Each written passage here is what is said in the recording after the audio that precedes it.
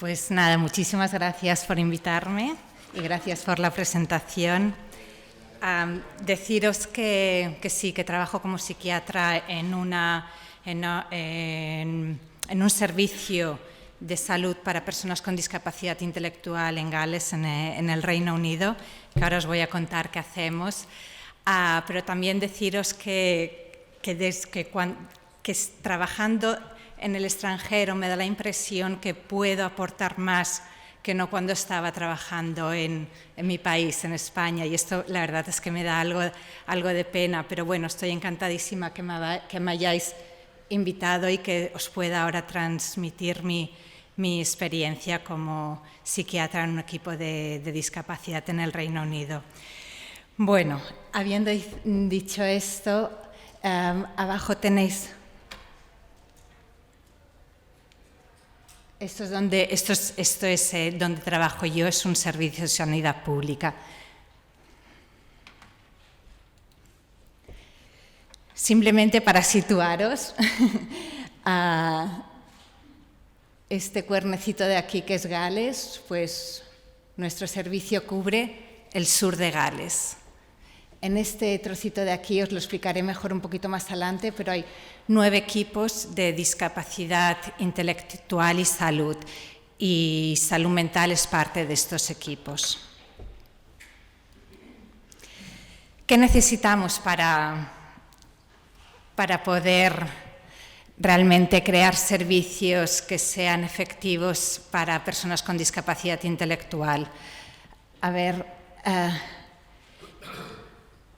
Necesitamos que haya una estrategia global general del gobierno general, pero luego tenemos que ponernos de nuestro lado los gobiernos locales, porque cada comunidad, cada región, cada autonomía tiene unas particularidades que necesitan que sean servicios que puedan atender a las necesidades de aquella área local. Y las políticas se tienen que hacer a través del gobierno. Si no los tenemos de nuestro lado, es muy difícil que se pongan en marcha proyectos. Y luego servicios de sanidad, esto lo sabéis todos, servicios de sanidad y servicios sociales tienen que ir de la mano para poder encargar los servicios y que luego lo que sería aquí las entidades para personas con discapacidad, no sé, hay muchísimas, yo conozco sobre todo las de Cataluña y las de Baleares, y las familias pues puedan dar servicios de calidad a las personas con discapacidad. Os he traído, hace muy poquito, hace un mes, se aprobó un modelo de servicio en Inglaterra. Yo trabajo en Gales, en Inglaterra, pero he querido traeroslo aquí para veáis este servicio que se ha aprobado nuevo y que veáis la política y lo que engloba.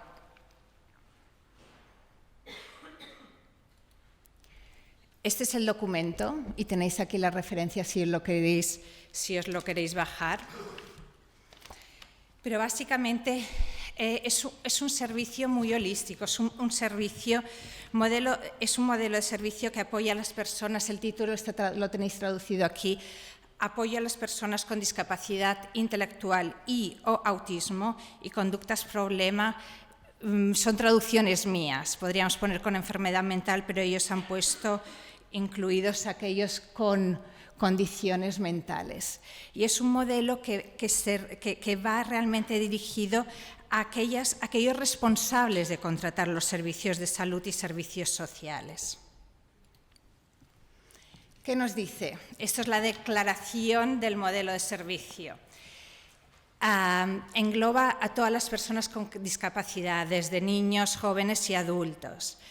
Pero veis, si leéis este modelo, si lo leéis, un momentito.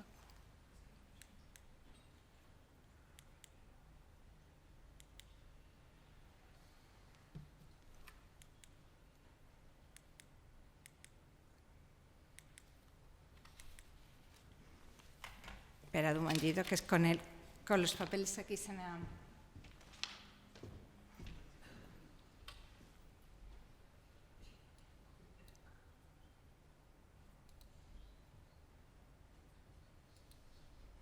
Vale.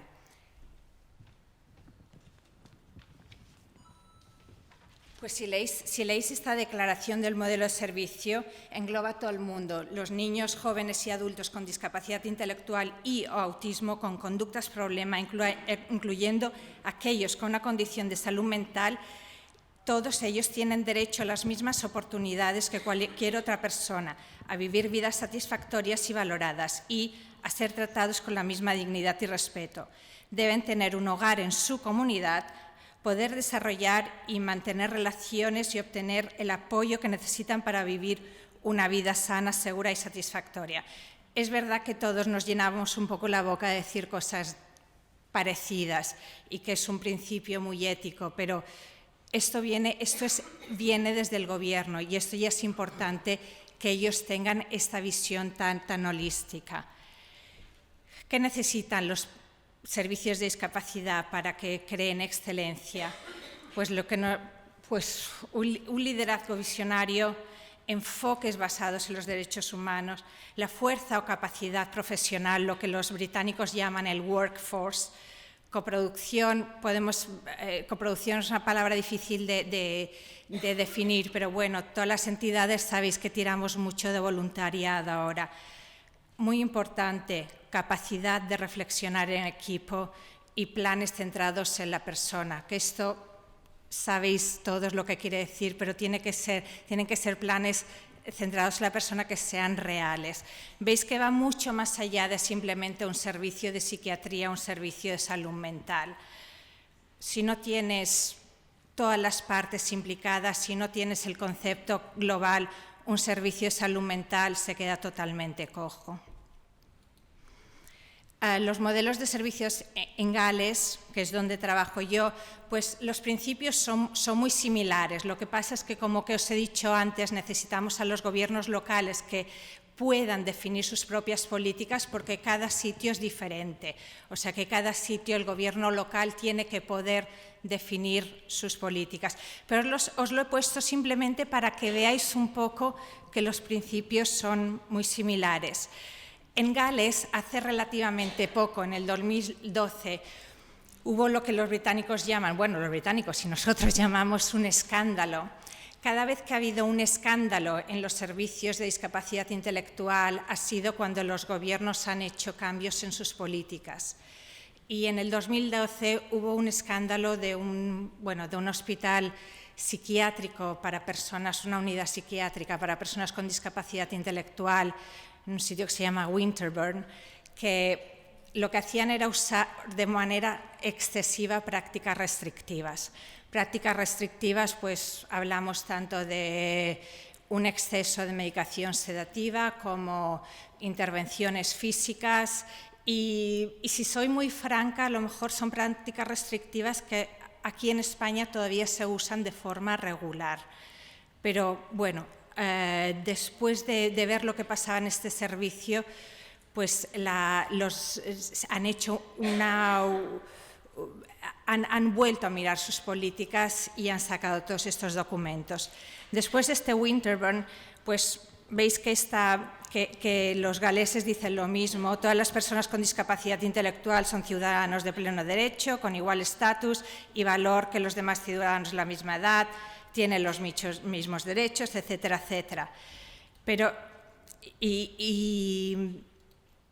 si os fijáis en esta declaración del ministro de Sanidad, después de este escándalo, esto es lo que el ministro de Sanidad llama la atención, porque no es el ministro de Servicios Sociales, es el ministro de Sanidad, que dice: no deberíamos de tolerar que la gente sea colocada en entornos de atención inadecuados, sea colocada refiriéndose a los centros donde estas personas viven, donde son atendidos, de la misma manera que no toleraríamos que las personas con cáncer recibiesen un tratamiento equivocado.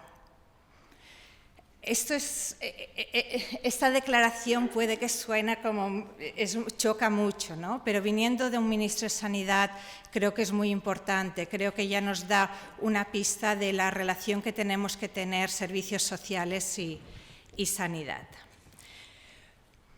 Bueno, habiendo dicho esta pequeña introducción, aquí es donde trabajo yo, es un servicio de sanidad pública. No os digo lo que quiere decir ABMU porque ni siquiera yo lo sé pronunciar, son palabras galesas que todavía no las sé pronunciar, el galés es muy difícil, pero es un Health Board, es el Servicio Nacional de Salud y nosotros pues somos la Dirección de Discapacidad Intelectual. El título de esta conferencia no es correcto del todo, porque ya os he dicho que yo trabajo dentro de un servicio de salud para personas con discapacidad y psiquiatría es la única especialidad médica que está dentro de este servicio, pero no somos solo psiquiatría. Ahora os lo cuento un poco. La estructura de servicios. Vale, pues la estructura de servicios para personas con discapacidad intelectual, tenemos los servicios generales de salud, primaria y secundaria, como tendríamos aquí, tenemos los servicios sociales. Una gran diferencia aquí es que dentro de los servicios sociales locales, cada persona tiene un gestor del caso, que es un gestor nominal que normalmente está dentro de los servicios sociales y se llama el Care Manager, que es el encargado de coordinar todo el resto de servicios y es la persona que va a, de alguna manera, decidir de forma consensuada de qué manera se tienen que distribuir los servicios de forma individualizada para la persona. Luego tenemos el servicio de salud especializado, que esto somos nosotros, servicio de salud especializado para personas con discapacidad. Luego tenemos educación, que realmente nuestro servicio es para adultos, pero parte importante de nuestro servicio es la transición entre servicios pediátricos y servicios de adultos. A los 16 años empezamos a tener, cuando una persona tiene 16 años, empezamos a tener reuniones con los equipos de pediatría para hacer que la transición a servicios de adultos pues vaya bien y que no se pierda la gente en el camino. El sector terciario o independiente, que sería un equivalente a las entidades con discapacidad que tenemos en España. Son los encargados de proveer los sitios donde, iba a decir residencias, pero allí no hay residencias, son sitios donde vive la gente, encargados de proveer centros de día, encargados de proveer servicios comunitarios. Residencias, las residencias en el Reino Unido, sobre todo en Gales, pues son sitios muy, muy normalizados. Puede ser, pues en Inglaterra ya sabéis que las casas en el Reino Unido son casitas más pequeñas, pero sería lo que sería cualquiera de vuestras casas aquí en Madrid.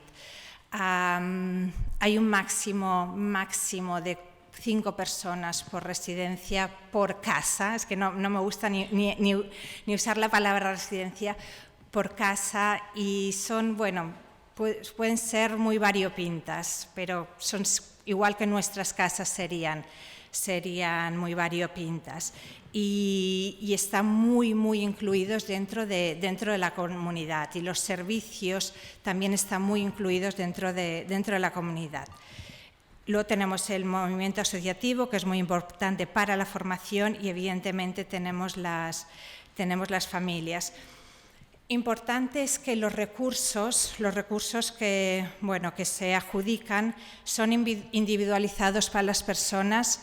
Cuando hablamos de ratios aquí, siempre ahora alguien me preguntaba, pero ¿y los ratios que tenéis? ¿Y los ratios que tenéis? No hablamos de que un servicio tenga un ratio de 5:1, bueno, de 1:5, como lo queráis hablar. Hablamos de que una persona con discapacidad tiene un paquete individualizado de atención, tiene quiénes son los personajes de atención directa de esta persona, tienen nombre y apellidos, no es que un grupo de personas tenga un ratio de 5:1. Y esto es muy importante, los recursos son individualizados para la persona. Estos son los diferentes equipos comunitarios que tenemos en el sur de Gales, simplemente para que lo veáis. Cada circulito delimitado de amarillo pues tiene un equipo de, aquí hay 3, tiene un equipo de discapacidad. Somos en el sur de Gales 9 equipos de discapacidad, tenemos 3 unidades breves de hospitalización, que son unidades breves de hospitalización para personas con discapacidad intelectual, problemas de salud mental o problemas de conducta. Desde que soy profesora del posgrado, gente del posgrado viene a visitar los servicios. Y cuando vienen a visitar los servicios, pues hay cosas que le llaman la atención. Una de las cosas que le llama la atención es venir a ver nuestras unidades de ingreso, porque son unidades muy pequeñas, tienen 8 camas, son muy amplias. Es verdad que los recursos, no sería absurdo negarlos, son mucho más... bueno, hay muchísimos más recursos, pero me dicen, pero esto no parece un hospital, realmente no parece un hospital. Las últimas personas que vinieron este verano, el último grupo, pues una de las visitas que hicieron fue a un hospital forense de salud mental. Son cosas que ponen un poco la piel de gallina. Un hospital forense, o sea, un hospital muy seguro de salud mental, me dijeron, uy, esto sí que ya se parece más a nuestras residencias. Y no era nuestra unidad de hospitalización. Otro de los comentarios que me hicieron que me hacen cuando ven las casas donde vive la gente con discapacidad, me dicen, es increíble que una persona tan afectada pueda, o sea, que veamos que una persona tan afectada viva en una casa como esta. Es algo que es muy difícil o que no se ve en España. Y esto yo lo sé porque evidentemente conozco los servicios en España y he trabajado como psiquiatra en Mallorca muchos años. Luego tenemos también unas unidades medias de hospitalización, que son unidades muy especializadas en conducta problema, para aquellas personas que, o bien cuando se hizo la desmantelización cuando se desmantelaron los hospitales de larga estancia, los hospitales psiquiátricos de larga estancia, pues que no, cuando se llevaron a la comunidad por una razón u otra no funcionaron, o gente que son aquí un poco lo que se llaman revolving door, que siempre vuelven a estar ingresados y que los intentos de haber podido ponerlos en la comunidad pues han fallado. Pero son casas de 5 unidades, no hay batas blancas, todo el mundo es hospital sanitario, pero son ambientes mucho más cálidos. Tenemos un equipo especialista de conducta y, bueno, evidentemente luego están todos los comités ejecutivos y las direcciones. Pero ¿cuáles son los objetivos qué es lo que tratamos, qué es lo que vemos? Pues vemos problemas de conducta, vemos enfermedad mental, vemos demencia, vemos epilepsia.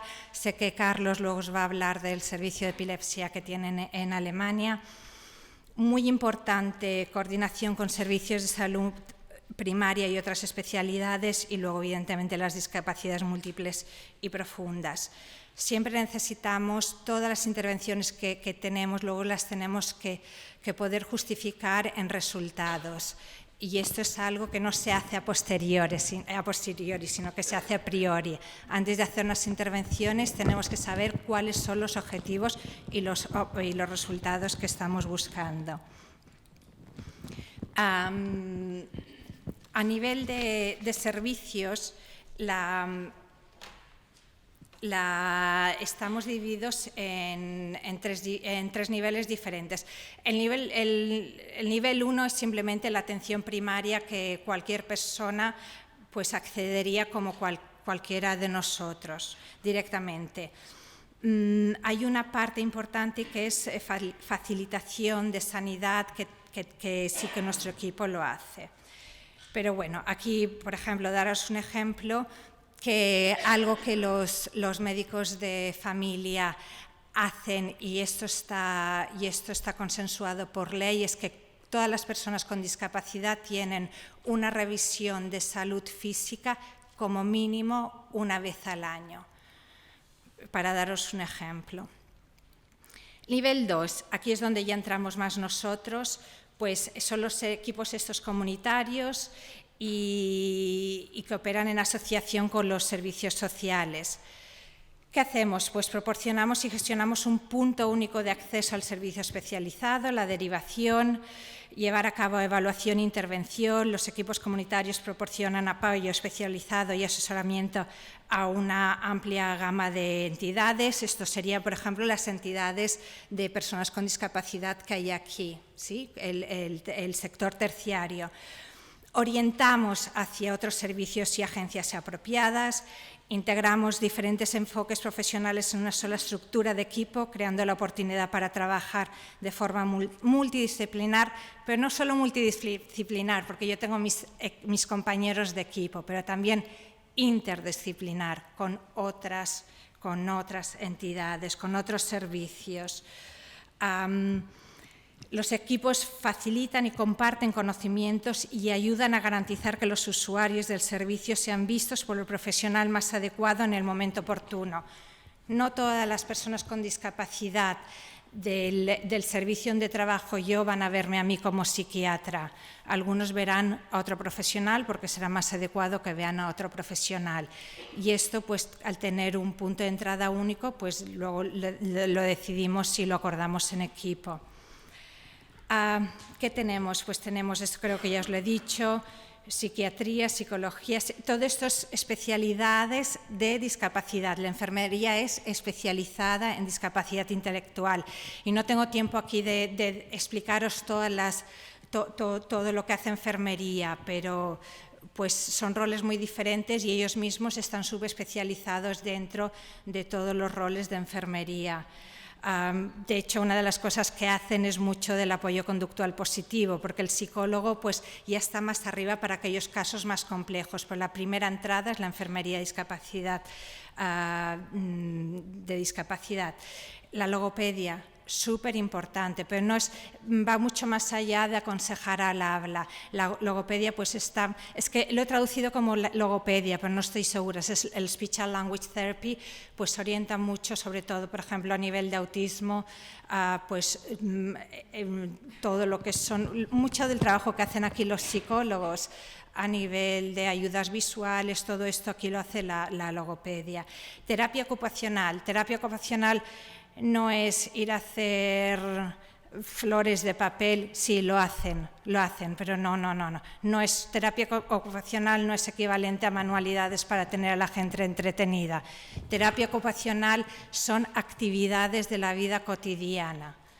O sea, si una persona con discapacidad lo que necesita es pues, saber poner en marcha un microondas porque tiene la capacidad y habilidad de poder cocinar algo simple en un microondas, pues esto será terapia ocupacional. Perdonad, hago unos ejemplos muy gruesos, pero soy consciente del tiempo. Luego, fisioterapia, evidentemente, importantísimo.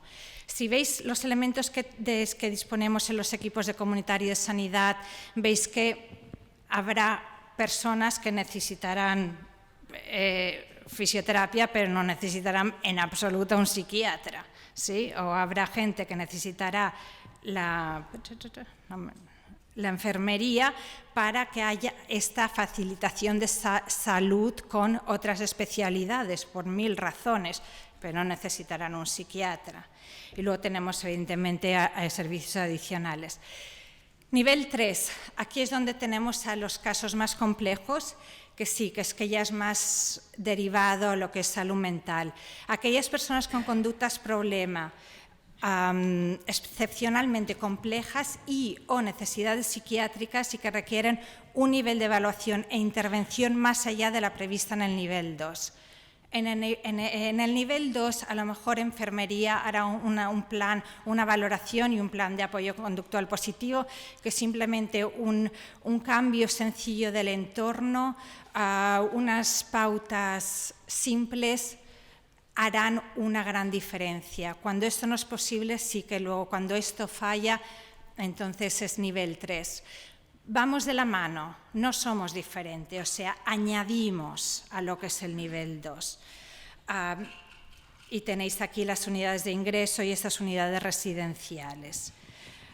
Y otras unidades que no tengo tiempo de meterme. Al final os he dejado mi correo electrónico, encantadísima de que me escribáis y que me hagáis preguntas. No os prometo contestaros inmediatamente, pero os contestaré, porque me han dicho que habrá muy poquito o no habrá tiempo para preguntas. Y el nivel 4 supongo que es un poquito de lo que os hablará luego Carlos, que también tenemos un servicio especializado de epilepsia. El equipo donde trabajo yo, por ejemplo, para que veáis un poco lo que tenemos, es un sitio que se llama Brillant, es uno de los circulitos amarillos que habéis visto en el mapa. Pues la población de Brillant son 139.000 personas. Yo lo comparo con Palma, que son los tamaños que conozco, y es, no sé, es la mitad, un tercio de Palma a lo mejor. Hay 500 personas con discapacidad intelectual. No todas estas personas son conocidas de los servicios sociales, pero no todas estas personas están dentro del equipo de sanidad de discapacidad. De estas 500 personas, 350 son personas que son conocidas al equipo de discapacidad intelectual, y de estas 350, por ejemplo, psiquiatría, la cartera de psiquiatría son 223 personas. ¿Qué tenemos para esas 350 personas? Pues tenemos, 1.2 son de jornadas completas, una jornada .2 completa de psiquiatría más el residente de psiquiatría y discapacidad intelectual. Psicología es 1.7, enfermería 3.5, jornadas completas, Speech and Language Therapy 2.6, fisioterapia 3, terapia ocupacional 2.5 y luego evidentemente tenemos apoyo administrativo. Sé que los recursos son muy diferentes, lo sé, pero bueno, quería que os hicieseis una idea de los equipos, de los números. ¿Qué hacemos más también en Gales? Pues una de las cosas, está el Centro Nacional para la Salud Mental, que eso es un centro nacional, o sea, es Reino Unido, para la investigación en salud mental, y en Gales pues hay, dentro del Centro Nacional, pues se hace investigación en discapacidad intelectual y salud mental y conductas problema. Hay un programa que se está desarrollando. Ahora mismo pues estamos haciendo un proyecto que es un estudio doble ciego randomizado de discontinuación de antipsicóticos en conductas problema en discapacidad intelectual, y esto se está haciendo en el sur de Gales. Es un estudio interesante, no os puedo hablar más, estamos todavía en las fases muy preliminares. Básicamente randomizamos de forma ciega a gente conductas problema en no personas con trastornos psicóticos que han estado mucho tiempo con dosis de antipsicóticos, pues o bien a una retirada muy gradual del antipsicótico o simplemente a placebo, y vemos si hay una diferencia. Pero estamos iniciando, estamos en las fases todavía no tenemos resultados, pero este estudio se está haciendo en todo el sur de Gales. Vale, habiéndoos dicho esto, voy a entrar un poquito en conductas problema. Esto ya no es tanto de servicios, pero del fundamento, de lo que hacemos. Conductas problema. Enfermedad mental. Bueno, pues aquí tenemos, no es el tópico de la conferencia hoy, pero las conductas problemas son conductas asociadas de epilepsia. No os puedo hablar más de ellos, a lo mejor Carlos que os podrá hablar un poquito más de esto, pero hay muchas veces que está relacionada directamente por diversos factores muy complejos. Realmente conductas problema, ambientes, gente con síndromes específicos, efectos secundarios de medicación. Letras mayúsculas, por favor, a veces lo pasamos por alto, que conductas problema pueden estar asociadas a efectos secundarios de medicación, comorbilidad física. Esto no lo tendríamos que saber, o sea, se nos tendría que encender una lucecita cada vez que vemos una persona con una conducta problema. ¿Hay algún problema físico? O enfermedad mental, evidentemente, enfermedad mental. Hacer una valoración correcta de una enfermedad mental en una persona con discapacidad, muy difícil. Si es una persona con una discapacidad con un nivel cognitivo leve, mucho más fácil, y sobre todo si es una persona con capacidad de comunicación verbal. Pero si es una persona con un nivel cognitivo grave, profundo, incluso moderado, muy, muy, muy difícil. Pero, a ver, algunos de vosotros habréis visto esta diapositiva si habéis estado en las formaciones de Cathy Lowe o de Edwin Jones, pero a mí me encanta ponerla, porque creo que es muy verdad, la conducta problema está influenciada por la competencia del servicio, aquello de las dos caras. Una conducta problema, cuando tenemos un servicio que el manejo es administrativo, que hay poco apoyo externo limitado, muy poca formación efectiva. Atención, formación podemos hacer todos, muchísima formación, podemos hacer aquello de si ya he cumplido, ya he marcado la casilla, ya he hecho tantas horas online, ya he hecho... No, formación efectiva, que luego la puedas aplicar a tu entorno de trabajo. Centrado en el personal, sin planes claros, enfoque reactivo, contención, apagafuegos, que desgraciadamente muchas veces los psiquiatras estamos en este rol, se nos pone en este rol de apaga el fuego, pues por favor me tienes que resolver esta crisis. Los usuarios pasan la mayoría del tiempo sin hacer nada, sin supervisión del personal, escasas reuniones con el personal, sin controles de calidad, personal súper estresado. Las conductas problema aquí hacen así.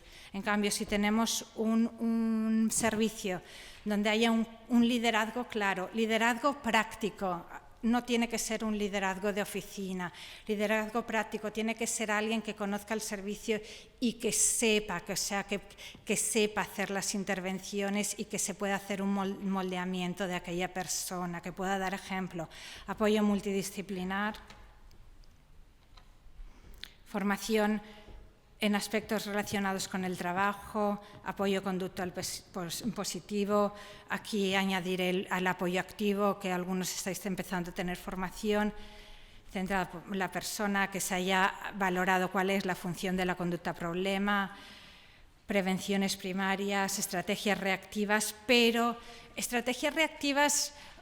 Creo que también lo pongo un poquito más adelante, pero prescritas. Igual que prescribimos un fármaco, pues si son estrategias reactivas que impliquen la contención física, tienen que estar prescritas de antemano. A veces no habrá otro remedio que vayan a tener que ser por situaciones de riesgo muy importantes que se tengan que hacer en el momento, pero si pasa esto luego se tienen que revisar y luego se tienen que quedar prescritas. Planes claros, supervisión del personal, reuniones frecuentes con el personal, sistemas de control de calidad y manejo del estrés. Deciros, creo que lo he comentado antes a alguien, que cuando estaba trabajando en Mallorca trabajaba en APROP, en una entidad que para personas con discapacidad intelectual hay una residencia para personas con conductas problema graves, donde nos derivaban muchos casos. Unos de los casos que nos derivaron, cuando nos los derivaron además era por orden judicial, cuando algunos de los trabajadores supieron que teníamos que aceptar estos casos, hubo una especie de, de forma muy justificada, pues la gente tenía miedo. Nos empezaron a pedir que por favor pudiésemos poner guardias de seguridad en el centro. Nos empezaron a pedir, tuvimos unas crisis del personal, de gente asustada, lloros. Este grupo de personas que nos vinieron de forma gradual, al final lo que conseguimos hacer fue una subunidad de 2 subunidades de 6 camas cada una. Actualmente son la gente que da menos problemas, porque no están masificados, porque tienen intervenciones mucho más individualizadas. Conseguimos racionalizar medicación psiquiátrica de una manera impresionante. O sea que es muy importante los entornos.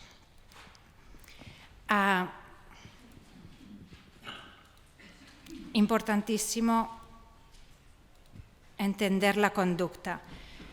Pero tenemos que entenderla para todo el mundo. Todo el mundo todas las conductas tienen una función. Si el vecino nunca te dice hola, ¿qué vas a hacer? Al cabo de un rato. Le continuarás diciendo, al cabo de un rato, al cabo de un tiempo, continuarás diciéndole hola o simplemente no le dirás hola. Bueno, pues entender la conducta para todo el mundo. Poneros una nota que han salido, las tenía por aquí, las guías nacionales. Bueno, en el Reino Unido lo que se hace son, seguro que muchos de los psiquiatras de aquí los conocéis, las guías nacionales de excelencia clínica, que bueno, hay de todo, no solo hay de psiquiatría, hay de todas las especialidades médicas, y de psiquiatría, bueno, hay muchísimas publicadas, pero hace relativamente poco han salido las guías nacionales de excelencia clínica de conductas, problema y discapacidad intelectual. Interesante leerlas, no profundizan muchísimo, pero dan una visión global importante, dan una estructura, creo que muy correcta y muy ordenada. La parte siempre un poco negativa de estas guías clínicas es que que solo publican intervenciones que están basadas en la evidencia. Y como todos sabéis, desgraciadamente todavía estamos sumando la evidencia para personas con discapacidad. Tenemos muy poca evidencia a nivel de investigación. Pero bueno, creo que es importante que las hayan publicado y sería interesante espero que se vayan a traducir, porque muchas de estas guías clínicas he visto algunas ya traducidas, bueno, he visto algunas traducidas. Para el psiquiatra que trabaja en un equipo de discapacidad, cosas muy simples, pero muy, muy importantes, muy importantes. Ya sé que los recursos no son los mismos, pero si es posible adaptar el entorno durante la consulta. No veáis a gente con discapacidad en una misma clínica que vais a ver gente sin discapacidad, si puede ser, lugar de espera, lugar de revisión. Es importante, creo que lo hacéis, lo han comentado antes, que vayáis muchas veces a los sitios donde vive la persona para ver la realidad, el entorno. Suficiente tiempo durante la consulta, no son consultas rápidas, es que sería absurdo pretender que entendemos a la persona y lo que le está pasando en una consulta de pim pam pum. Lo que voy a hacer es prescribir medicación. Escuchar a la familia, escuchar a los profesionales que acompañan a la persona, escuchar a la persona. A veces será muy difícil escuchar, evidentemente no me refiero a la escucha de escuchar lo que están diciendo, porque una persona que está gravemente afectada a lo mejor no tendrá comunicación verbal, pero prestar atención al verbaje, a la comunicación de la persona, la comunicación, a la expresión. Medicación. Start slow, go slow. Se tiene que empezar con dosis muy bajas, poco a poco, y hacer cambios despacios, poco a poco, porque si no, es muy difícil saber qué es lo que hace el entorno, qué es lo que hace la medicación, qué es lo que hace cada cosa. Necesitamos ganar este tiempo, y los profesionales que acompañan a la persona con discapacidad, no tratéis al psiquiatra como tienes que solucionarlo, porque lo único que hacéis es ponerlo entre la espada y la pared, ponerlo en la controversia, tengo que hacer algo, y a lo mejor el remedio que estáis pidiendo va a ser peor. O sea que start slow, go slow, empieza despacio y ves despacio. Colaboración como modelo, importantísimo. Colaborar no es cuestión de competencias, no, colaboración. Todos tenemos que aprender el uno del otro. Esto no tengo tiempo de traducíroslo, soy consciente del tiempo, ya me estoy pasando de un minuto, pero son los valores básicos del psiquiatra. Esto lo han cambiado psiquiatra.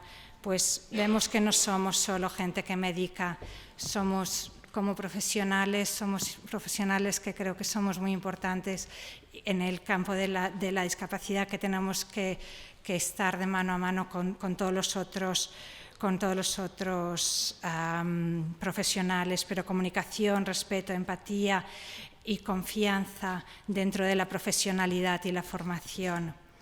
Medicación psiquiátrica y conductas problema. Es muy cierto y yo no soy en absoluto purista, no es una conducta problema, solo es ambiente, cambiar el ambiente. No es ni una cosa ni la otra, es trabajar todo de forma conjunta. Dosis bajas de antipsicóticos pueden ser efectivas, a veces muy efectivas. Disminución de ansiedad, disminución de la excitabilidad, disminución de la impulsividad. Raramente combinaciones de antipsicóticos son más efectivas, pero es verdad que a veces la gente que ha estado durante muchos años con una polifarmacia es muy difícil cambiarla, muy difícil, y a veces desestabilizas mucho.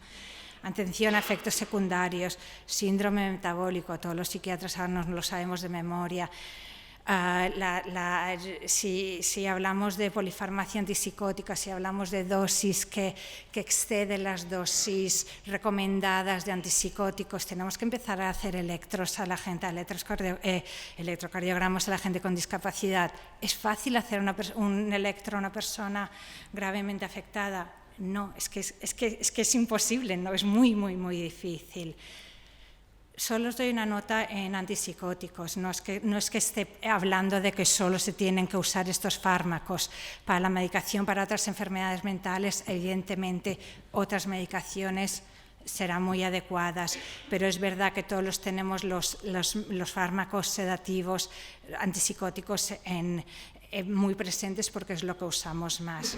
Y para daros un ejemplo de ello, el Observatorio de Prescripción en Salud Mental, que es también nacional, el POM UK, hace auditorías de prescripción clínica y ahora ha hecho una auditoría a nivel nacional y a nivel, después de cada sitio en el Reino Unido, de prescripción de antipsicóticos. Todo esto está en la web, pero para que veáis. Son los resultados a nivel nacional de todo el Reino Unido, y estos son nuestros resultados en el sur de Gales. De todas las personas con discapacidad, atención, que están dentro del servicio de salud. O sea, ¿os acordáis que en Bridgend, por ejemplo, había 500 personas con discapacidad, de aquellos eran 350 dentro del servicio de salud, y de aquellos 350 creo que eran 220 y pico dentro de psiquiatría? Estos son pacientes dentro de psiquiatría, o sea, estos 200 y pico, ¿vale? De los 500, pues estos son los resultados nacionales y estos son los resultados del sur de Gales. Lo azul son de estos 200 y pico la gente que no tienen ningún antipsicótico, que no están prescritos. El rojo son pacientes que tienen o un diagnóstico claro de psicosis o trastorno bipolar, bueno, de cualquier psicosis, ¿vale? Como salmón son para problemas de conducta, pero tal y como los explican las guías de excelencia. O sea, está prescrito, no debería ser para un problema de conducta, tiene que estar muy bien especificado cuál es descrito el problema de conducta. Si es una agresión, de qué tipo, cómo, cuándo. Y luego el resto son gente que tienen medicaciones antipsicóticas, pero que no está en sus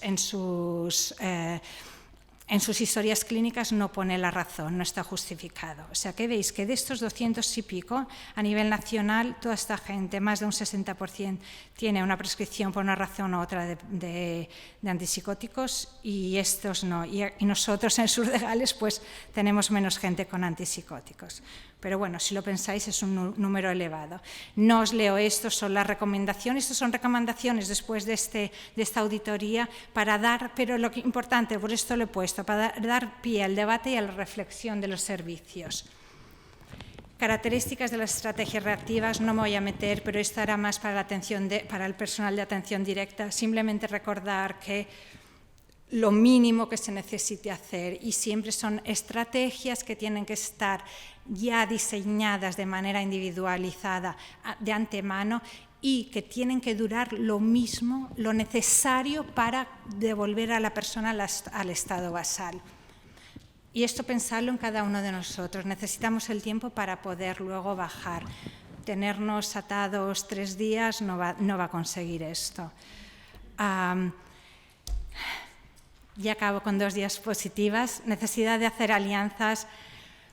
Agarraos a profesionales que demuestren interés especial en el tema de discapacidad, ser visionarios, no acomodarse, paquetes de asistencia individuales, respondiendo a las necesidades individuales de cada persona, no normalizar las prácticas restrictivas, no normalizar la vivienda residencial, instituciones. Atención, todos tenemos aquellos casos súper difíciles que necesitarán siempre una atención mucho más difícil. Esto lo sabemos y siempre habrá algún caso que será excepcionalmente difícil. Promover ambientes amables, cálidos, no descorazonarse y seguir formándose. Y servicios de salud mental y discapacidad, sí, pero holísticos y centrados en la persona. Acordaros de lo de interdisciplinar y multidisciplinar. Hace muy poquito estuve en la conferencia anual que hace la Facultad de Discapacidad Intelectual del Colegio de Psiquiatras, donde estaba el profesor Tony Holland, que es una gran persona que ha hecho mucho para las personas con discapacidad. Yo la comparo al doctor Nobel en España, pero bueno, este es otro tema. Y que nos dijo, su conferencia no fue una conferencia teórica, no fue una conferencia de receptores, que toda esta información ahora es muy accesible, o sea que necesitamos algo más que aquella simplemente formación muy teórica. Nos dijo, es un señor que está a punto de retirarse ya, nos dijo, la parte más importante del trabajo es la reunión en equipo.